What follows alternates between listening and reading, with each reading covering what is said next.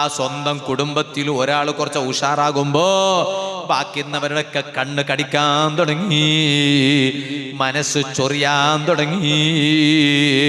നിന്റെ നെറ്റിത്തടത്ത് നിസ്കാരത്തിന്റെ തഴമ്പുണ്ടായിട്ട് എന്ത് കാര്യം ബാബാ?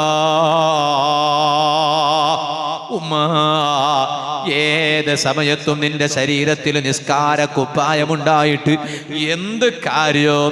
ആരാനെ സിഹ്റ് ചെയ്ത് കൊന്നുകളയുന്ന നീ, കിടന്ന കിടത്തത്തിലാക്കുന്ന നീ, രോഗിയാക്കി കളയുന്ന നീ കരുതിയിട്ടുണ്ടോ നിന്റെ കുടുംബത്തിൽ അല്ലാഹ് നിഅമത്ത് കൊടുത്ത ഒരുത്തൻ അവൻ കിടന്ന കിടത്തത്തിലായപ്പോ നിനക്ക് സന്തോഷം കിട്ടുമെന്നല്ലേ?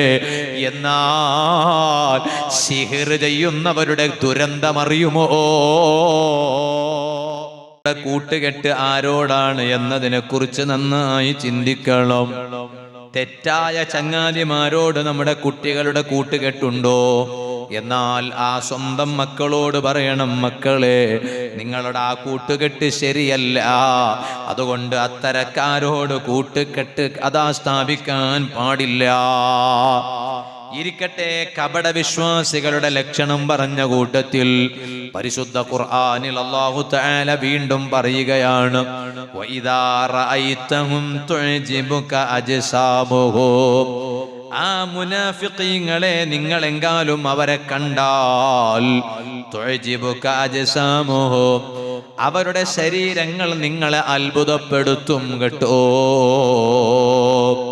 ചിലപ്പോൾ അവരുടെ മുഖം നിങ്ങളെ അത്ഭുതപ്പെടുത്തും, അവരുടെ വസ്ത്രം നിങ്ങളുടെ അത്ഭുതപ്പെടുത്തും, അവരുടെ നടത്തം നിങ്ങളെ അത്ഭുതപ്പെടുത്തും. അവർ വന്നിട്ട് ചിലപ്പോൾ നിങ്ങളെ കുഞ്ചിയിൽ കൈയിട്ടാൽ ചിലപ്പോൾ അത്ഭുതപ്പെടുത്തും. പക്ഷേ നിങ്ങൾ ആ കപട വിശ്വാസികളിൽ പെട്ടുപോകാൻ പാടില്ല.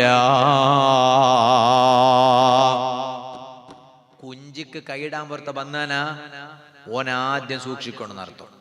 മനസ്സിലായി? കുഞ്ചിക്ക് കൈയിട്ടെങ്കിൽ പണ്ടൊക്കെ ഒരു കാലം ഉണ്ടായിരുന്നു, കുഞ്ചി എന്ന് പറഞ്ഞാൽ മനസ്സിലായി ഇല്ല?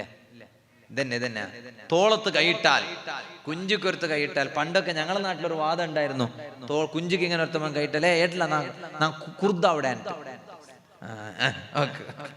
അങ്ങനെ കുറെ അന്ധവിശ്വാസങ്ങൾ പലതും ഉണ്ടായിട്ടുണ്ട് മുമ്പ്. ഇപ്പൊ ആർക്കും എത്ര കുഞ്ചിക്ക് കൈ വെച്ചും വലിയല്ല, കാരണം ഉദ്ദായ തന്നെ ഞാറായിരുന്നു, കുറച്ച് കുർദാവട്ടെ തന്നെ. അതേപോലെ തന്നെ ചില സ്ത്രീകൾക്കിടയിൽ വേറെ ഒരു വാചകം ഉണ്ടായിരുന്നു, അല്ലാഹു എന്താന്നറിയോ? തൊട്ടിലില്ലേ, തൊട്ടിൽ പോരല്ലേ, കിട ഉണ്ടെങ്കിൽ മാത്രം ആട്ടമുള്ളത്. കുട്ടി ഇല്ല എന്ന് കണ്ടാൽ ആട്ടാൻ പാടില്ല. ആട്ടിയെങ്കിൽ കുട്ടിക്ക് വേറൊന്നുമ്പോഴാണ്, കുട്ടി അതിലില്ല, കുട്ടി തൊട്ടിലില്ല, കുട്ടി എവിടെ ഉണ്ട് പാവം, കുട്ടിക്ക് പേര് വേദന പടച്ചറല്ലോ. അങ്ങനെ കുറെ ഉണ്ടായിട്ടുണ്ട്, അതൊന്നും ഇസ്ലാമിലില്ല. അങ്ങനെ ഉണ്ടല്ലേ, കുറെ ഉണ്ടായിട്ടുണ്ട്. ഇങ്ങനെ കുറെ കുറെ കുറെ എന്തൊക്കെ സുബ്ഹാന ജല്ല ജലാലു. ഇനി ബാക്കിയൊക്കെ ഉമ്മമാർ കൂട്ടി കൊടുത്താൽ മതി, അവർക്കറിയൂ എന്തെല്ലാം അന്ധവിശ്വാസങ്ങൾ എന്ന് പറഞ്ഞാൽ എല്ലാം അവർക്കറിയാം.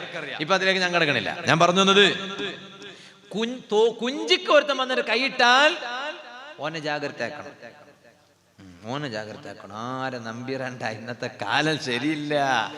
അങ്ങനെ കുഞ്ചിക്ക് വന്ന് കൈയിട്ടാനാ ഓനെ കൂടുതൽ ജാഗ്രതയാക്കണം. അങ്ങനെയുണ്ട്. ഒരു മനുഷ്യനക്കും നല്ലതാക്കാൻ കൊടുക്കാൻ പറ്റൂല. സ്വന്തം കുടുംബം അല്ലാഹു തആല നമ്മളൊക്കെ കുടുംബത്തിലൊക്കെ നല്ല ഐക്യം തരട്ടെ. ഓരോരുത്തരും ഇപ്പൊ ഞാനിപ്പോ ഈ അടുത്തൊരാൾ എന്നോട് പറഞ്ഞു, എനിക്ക് ഭയങ്കര കേട്ടപ്പോ സങ്കടമായി പോയി. അദ്ദേഹം ഇടീ കുടുംബത്തെ സഹായിക്കുന്ന ആളാണ്. ഒരാൾ, അല്ലാഹു അദ്ദേഹത്തിന് ബർക്കത്ത്. അയാളെ മൊത്തം കുടുംബത്തില് ഉണ്ടല്ലേ. പണ്ടൊരു കാലം ഉണ്ടായിരുന്നു, പണ്ടൊരു കാലം എന്താന്നറിയാം, എവിടെയെങ്കിലും ഒരു സ്ഥലത്ത് പെറ്റാല് പ്രസവിച്ചാൽ കാണാൻ പോകുന്ന ഒരു സംഭവം ഉണ്ടായിരുന്നു ഇല്ലേ? എന്തെങ്കിലും ഒന്നും മിണ്ടാത്ത ഉണ്ടായിട്ടുണ്ട്. അങ്ങനെ ഒരു കാലം ഉണ്ടായിട്ടുണ്ട്. ഇപ്പൊ പെറ്റിട്ട് മരിച്ചെങ്കിലും പോകാനില്ല, അങ്ങനത്തെ ഒരു കാലം വന്ന്. പണ്ട് കുടുംബത്തില് ഒരു സഹോദരി പ്രസവിച്ചു എന്ന് കണ്ടാൽ ആ കുട്ടിയെ കാണാൻ പോവെല്ലാരും, എന്തെങ്കിലും ഒന്ന് കൊടുക്കും ഒരു സന്തോഷത്തിന്. അതേ സമയത്ത് ഇന്നോ അങ്ങനത്തെ വിഷയൊന്നും ഇല്ല, കുറഞ്ഞുകൊണ്ടിരിക്കുകയാണ്. അതേസമയം ഒരാൾ എന്നോട് പറഞ്ഞു, ഇയാൾ എല്ലാം സ്വന്തം കുടുംബത്തിന് കൈ കണക്കില്ലാതെ സഹായിക്കും. അപ്പൊ ഒക്കെ കുടുംബക്കാർക്കുണ്ടല്ലേ ഇയാൾ നല്ല മനുഷ്യൻ. ആര്? ഓർക്ക് പൈസ കിട്ടിക്കൊണ്ടായല്ലേ, അപ്പൊ ഈ കൊടുക്കുന്ന ഇയാൾ നല്ല മനുഷ്യൻ. ഇയാൾ എന്ത് ചെയ്തു എന്നറിയോ?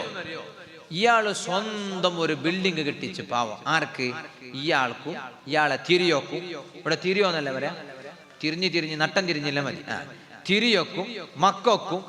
ഇയാൾ എന്തെങ്കിലും പള്ളിക്ക് കുറച്ച് സ്വതക്ക കൊടുക്കാനും മദ്രസക്ക് സ്വതക്ക ചെയ്യാന് അതിന് ഇയാൾ സ്വന്തം ഒരു വരുമാനത്തിന് ഒരു ബിൽഡിംഗ് കെട്ടിച്ചപ്പോണ്ടല്ലേ ഇടീ കുടുംബത്തിന് ഇയാൾ ആൾപോക്കായി, മോശമായി.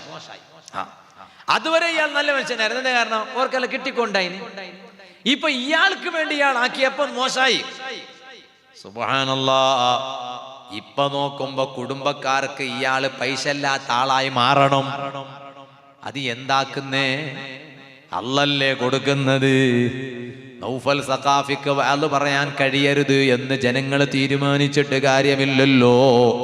നൗഫൽ സഖാഫിക്ക് വഅദ് പറയാൻ കഴിവ് നൽകുന്നവൻ അല്ലാഹുവല്ലേ. ക്ഷണിക്കുന്നത് ജനങ്ങളാണെങ്കിലും വഅദ് പറയാൻ കളസക്ക് ആരോഗ്യം നൽകുന്നത് യജമാനനായ റബ്ബല്ലേ. അതേ സമയത്ത് റബ്ബ് ആരോഗ്യം തന്നില്ലെങ്കിലോ നൗഫൽ സഖാഫിക്ക് വഅദ് പറയാൻ കഴിയില്ല. ഒരാൾക്കും വഅദ് പറയാൻ കഴിയില്ല. ഒരാൾക്കും ശരീരം ചലിപ്പിക്കാൻ കഴിയില്ല. അതേ സമയത്ത് നിങ്ങളൊന്ന് ആലോചിച്ചു നോക്ക്. അല്ലല്ലേ ജനങ്ങൾക്ക് പണം കൊടുക്കുന്നതും കൊടുക്കാതിരിക്കുന്നതും. ഇവർ കുറെ നോക്കി ഇയാളെ കയ്യിൽ പൈസ ഇല്ലാതാകാൻ. നോക്കുമ്പോ പൈസ ഇല്ലാതാകുന്നില്ല. അവസാനം എന്ത് ചെയ്തു? ഏതോ ഒരു കുരുത്തം കെട്ട ഇബ്ലീസിനെ പിടിച്ചു. നോക്കുമ്പോ അവൻ വലിയ മന്ത്രവാദി, ഓൻ വലിയ മാട്ടാക്കുന്നവൻ. എന്നിട്ട് അവന്റെ അടുത്ത് പോയിട്ട് കുറെ ഭസ്മ ചൊരിച്ചു കൊണ്ടുവന്നു, കുറെ തകിട് കൊണ്ടുവന്നു. സുബ്ഹാനല്ലാഹ്. ഇയാള് പറയാണ് നിങ്ങളൊന്ന് ആലോചിച്ച് നോക്കി. ഇയാൾ എന്നോട് പറയാ, ഉസ്താദേ എന്റെ ഭാര്യ എന്റെ വീട് വൃത്തിയാക്കുമ്പോ 2-3 സ്ഥലങ്ങളിൽ നിന്ന് 3 തകിടുകൾ കിട്ടി. ആരിത് കൊണ്ടുവന്ന് വെക്കുന്നേ? ജിന്ന. ഒരു ജിന്നുണ്ട് പേരിന്, മലക്ക. പിന്നെ ജിന്ന് മലക്കും ശൈത്താനൊന്നുമല്ല. അതിനേക്കാളും വലിയ ശൈത്താനെ എടുത്തിട്ട മനുഷ്യ കൊണ്ടുവന്ന് വെക്കുന്നത്. ഏത് മനുഷ്യ? സ്വന്തം കുടുംബക്കാരൻ തന്നെ. അല്ലെങ്കിൽ എങ്ങനെ മനുഷ്യ ബെഡ്റൂമിൽ കൊണ്ടുപോയിട്ട് തകട് വെക്കാൻ കഴിഞ്ഞേ? എങ്ങനെ കഴിഞ്ഞ? ആർക്കറിയാം ബെഡ്റൂം? ഇയാൾ ഉറങ്ങുന്ന സ്ഥലം അറിയുന്ന എങ്ങനെ? അവർ കിടക്കുന്ന സ്ഥലം എങ്ങനെ? ഭക്ഷണം കഴിക്കുന്ന സ്ഥലം അറിയുന്ന എങ്ങനെ? ഒക്കെ കുടുംബം. ഇതാ ഇപ്പൊ കുടുംബം. കുടുംബം വലിയ പിരിച്ചപ്പെട്ടവർ. മംഗളത്തിന് വരുന്നേ ഗൗജി വേറെ അല്ല, പുതിയ പെണ്ണുകി ചങ്ങന മങ്ങാനെ, മല്ലിക പൂ ബാരീക്കമ്മാനെ, പുതിയ പെണ്ണുകി തങ്ങന മങ്ങാനെ, എല്ലാരും കൂടെ ഒന്നിച്ച് കൂടിയിട്ട് മങ്ങലെല്ലാം ഭാരി ചന്താക്കിയിട്ട് ഗൗജിയാക്കി കൊടുക്കുന്നു. മംഗല കഴിഞ്ഞ് പോകുമ്പോ ഒരു തകിടിന്റെ പീസ മൂലൽ വെച്ചിട്ടും പോന്നെ ഹലാക്കായിട്ട് ബർബാദായി പോട്ടെ. എന്നാൽ അതിൽ കുറെ മുമ്പന്തിയിലാണ് ചില വിവരദോഷികളായ സ്ത്രീകള്. മൊട്ടത്തടക്കത്ത് അങ്ങനത്തെ ഉമ്മമാരൊന്നും ഇല്ലാത്തോണ്ട് ഇപ്പൊ ഞാൻ അതിലേക്കൊന്നും കടക്കണില്ല.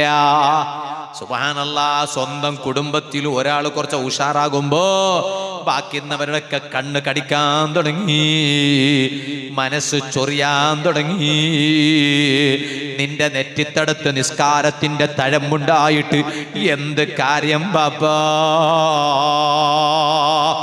ഉമ്മ, ഏത് സമയത്തും നിന്റെ ശരീരത്തിൽ നിസ്കാര കുപ്പായമുണ്ടായിട്ട് എന്ത് കാര്യം? ആരാനെ സിഹ്റ് ചെയ്ത് കൊന്നുകളയുന്ന നീ, കിടന്ന കിടത്തത്തിലാക്കുന്ന നീ, രോഗിയാക്കി കളയുന്ന നീ കരുതിയിട്ടുണ്ടോ നിന്റെ കുടുംബത്തിൽ അല്ലാഹ് നിഅമത്ത് കൊടുത്ത ഒരുത്തൻ അവൻ കിടന്ന കിടത്തത്തിലായപ്പോ നിനക്ക് സന്തോഷം കിട്ടുമെന്നല്ലേ? എന്നാൽ സിഹ്റ് ചെയ്യുന്നവരുടെ ദുരന്തമറിയുമോ? ഞാൻ ഒരിക്കൽ വഅദ് കഴിഞ്ഞിട്ട് കേരളത്തിൽ വരുമ്പോ ഞാൻ വരുന്ന ട്രെയിനിലൊക്കെ മുത്തുപേട്ട ഏർവാടിക്ക് പോയി വരുന്നവര് കുറെ ആണുങ്ങള് പെണ്ണുങ്ങള് അവരൊക്കെ ഫുള്ളായി പർദ്ദ ധരിച്ചിട്ടുണ്ട്. എൻ്റെ അടുത്ത് വന്ന് പറഞ്ഞു, ഉസ്താദ് നിങ്ങ മാമി മർമ്മോളെ കുറിച്ചിട്ട് വഅദ് പറയുന്നതെല്ലാം കേട്ടിട്ട് കുറെ മാമി മർമ്മക്കന്മാരെല്ലാം ഇപ്പൊ നന്നായിന്, നന്നാവാത്ത കുറച്ച് എടുത്തിട്ടോരുണ്ട്, ഓരോന്നും നന്നാകാൻ വേണ്ടി വഅദ് വരണം. ഞാൻ ചോദിച്ചു ആര്? നോക്കുമ്പോ സിഹ്റ് ചെയ്യുന്ന ആളുകൾ എന്ന് പറഞ്ഞു. അല്ലാ. എന്നിട്ടോ ഏർവാടിയിൽ പോയി പാവം എത്ര പെൺകുട്ടികളാണ് തുള്ളിക്കളിക്കുന്നത്. എത്ര കാലമായി സ്വന്തം നാട് വിട്ട്, സ്വന്തം വീട് വിട്ട്, സ്വന്തം കുടുംബം വിട്ട് അവിടെ പറ്റാത്ത ഭക്ഷണം പോലും കഴിച്ച് കൊല്ലങ്ങളായി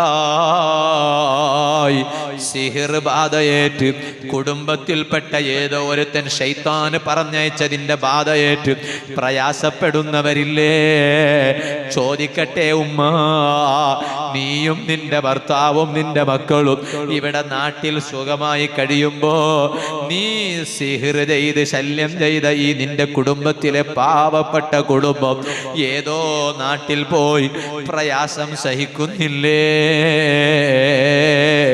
എന്നാൽ പറയട്ടെ, കഴിഞ്ഞ ബറാഅത്തിന്റെ രാവില്ലേ, കഴിഞ്ഞു പോയില്ലേ?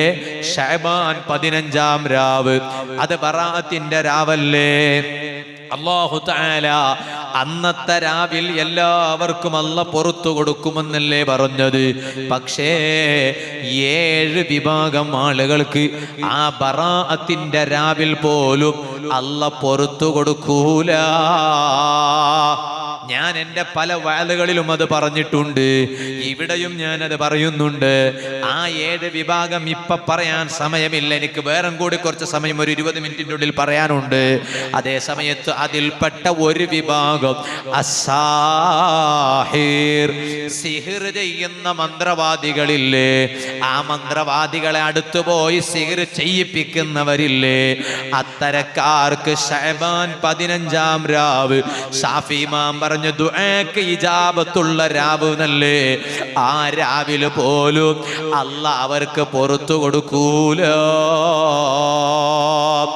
അത് മാത്രമല്ല, സിഹിറിന്റെ പിന്നാലെ നടന്നാണും പെണ്ണുമുണ്ടല്ലോ. ഇപ്പൊ ചിലപ്പോൾ അവർ നിസ്കരിക്കുന്നവരായേക്കാം, അവരെ ഖുർആൻ ഓതുന്നവരായേക്കാം, പക്ഷേ മരിക്കുന്ന സമയത്ത് കലിമ ചൊല്ലാൻ അവരുടെ നാവ് അനങ്ങൂല. ഈമാനില്ലാതെ ചത്തുപോകും. ഇത് നൗഫൽ സഖാഫിയുടെ സ്റ്റേറ്റ്മെന്റ് അല്ല, ഇമാമിങ്ങൾ വളരെ ആധികാരികമായി കിതാബുകളിൽ രേഖപ്പെടുത്തിയതാണ് കേട്ടോ.